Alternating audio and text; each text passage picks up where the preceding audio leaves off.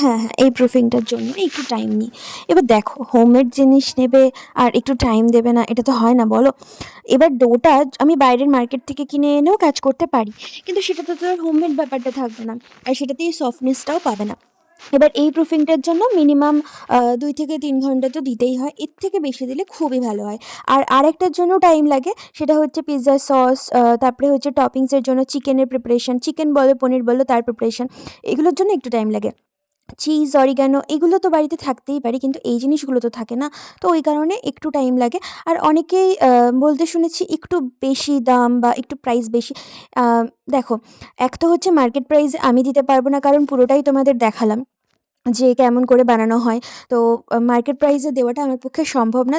তবে আ তোমরা দামটা একটু শুনে দেখো, মার্কেটের থেকে খুব যে বেশি নিই এরকমও নয়। প্রায় কাছাকাছিই দাম থাকে। হ্যাঁ, এটা একটা ঠিক, তোমরা হয়তো মার্কেটে চাইলেই ১-২ ঘন্টার মধ্যে পেয়ে যেতে পারো। কিন্তু আমার কাছে সেটা হবে না। তোমাকে একদিন আগে জানাতে হবে।